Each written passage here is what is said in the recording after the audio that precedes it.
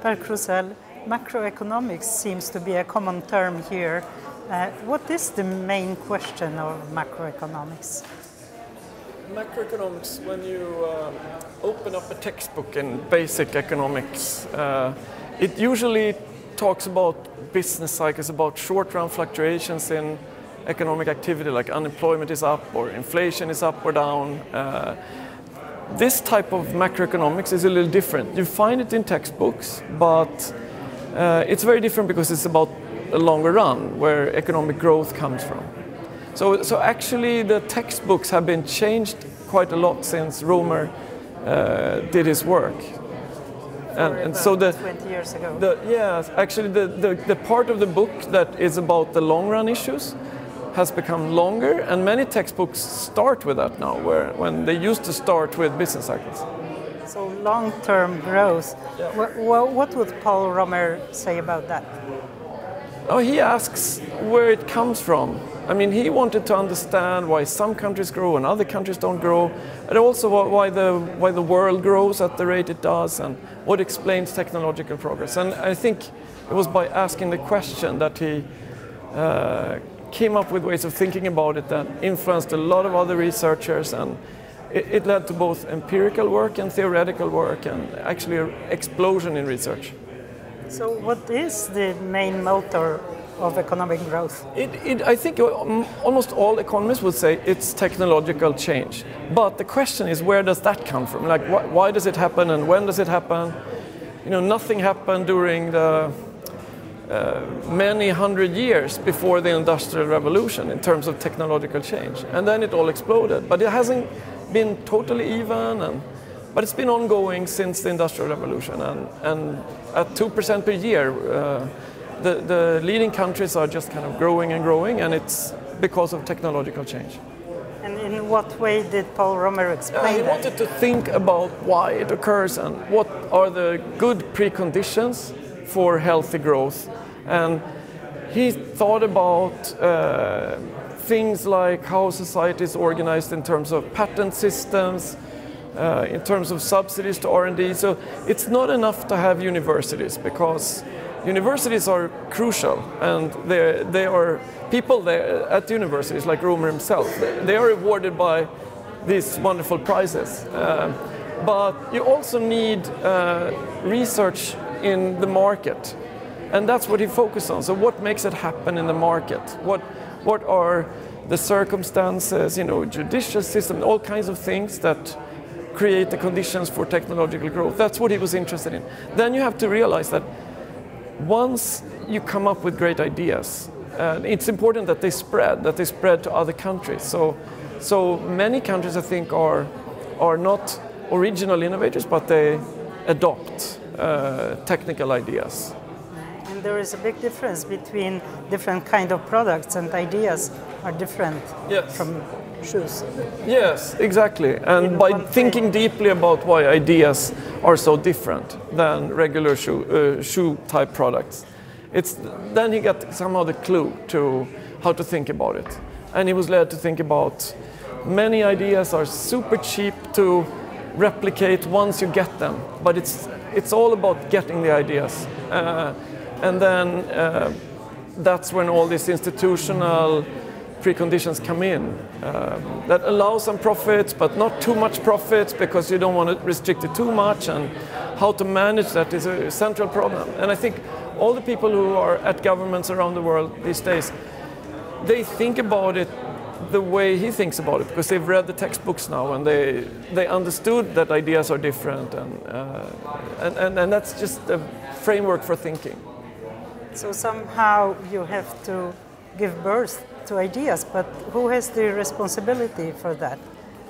Well, if we live in market economies, it's not that there's anybody responsible. You need it to happen by itself, and that's the market does these things, and it does it usually fairly well. But he also pointed to how it doesn't do it enough, maybe. I mean, in the case of ideas. So he emphasizes that you need to give people patents that last for a while, to give them proper incentives to do things, to innovate, and you may also need to subsidize research and development ideas. And so I think governments are to some extent responsible, but a lot of it happens by just market activity. So it's both. And the other part of the prize has to do with climate change, and this is really a very hard problem. It involves so many different parts of society, everything actually. So how can one model it? Well, I think what Nordhaus did was that he became very interested in other sciences after his PhD degree, maybe even before, I don't know, but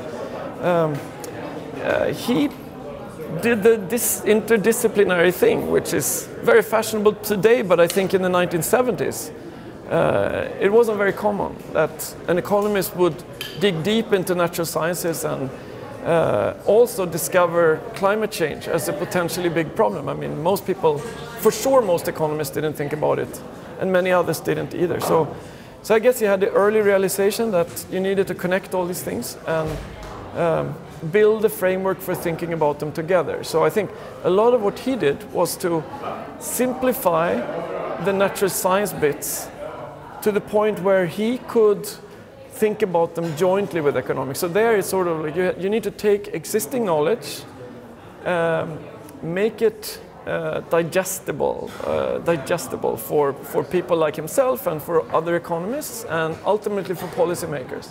So that was quite an effort. And in the early days, he asked limited questions, but still super interesting questions, like what's the best way of not exceeding 2 degrees of warming? A question that most people are super interested in today. He asked like 40 years ago. But then he asked more ambitious questions, which is, okay, but what is the best thing to do overall? Let's not restrict attention just to a particular temperature goal. How should we think about maybe what's the right temperature goal and so on. So he needed to invest for decades before he was ready to address these more difficult questions. And as I said in my presentation today in the press conference, we don't have final answers, but now we can just follow in his footsteps, and if we don't like exactly what he did on this, we change it, and that's what everybody's doing now around the world. Yeah, and the last report from this night, IPCC, previous night, IPCC says that we have to stop the growth of temperature at 1.5 degrees. Yeah, I haven't had time to read it because it came out at midnight, so not too many hours ago. So I'll have to look carefully and see what it says. But there is 1.5 degrees as an ultimate yes, but I limit. think the idea there was to say, what would it take to get us to not exceed 1.5? So I don't think that the point was we mustn't exceed 1.5. It was more, what would it take? Is it even possible? And I think that's my reading without having studied it carefully. And the question is, they say it's possible, it's very, very hard. And it takes things like special efforts to remove carbon dioxide from the atmosphere. So it's the technological and it's part. kind of relying on future technology to do the job. And again, that's the kind of thing that Romer was interested in. So the two areas are connected that way.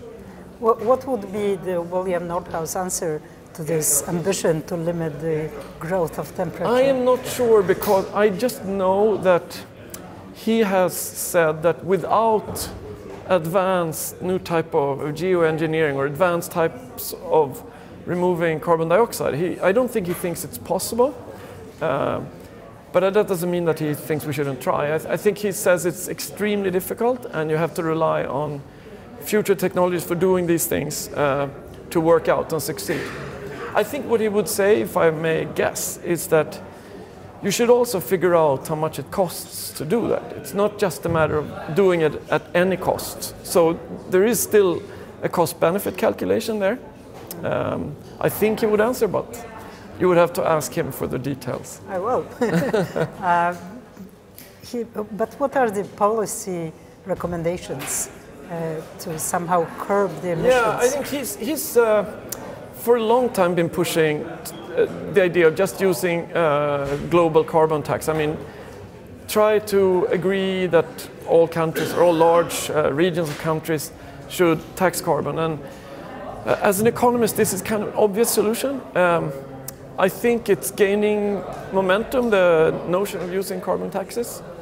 I think the idea is a little bit that if you have a sizable carbon tax, it will do several things. But one of them is to eliminate a lot of fossil fuel that's not really so productive anyway, or it's marginally profitable, and then it will not be used if there's a tax on top of that, and that's a good thing. But it might also induce more new technologies that can replace the fossil fuel that will be outcompeted. So I'm guessing that this is what he would say, but I want to emphasize that the prize is not given for any particular policy conclusions. It's more a methodological prize, so it's really kind of the tools we need to answer the kind of questions you are asking me now, not to kind of say what to do, and that's it. So in part I'm just speculating, and we'll see what he has to say when it comes to Stockholm. Thank you very much, Per Krusell.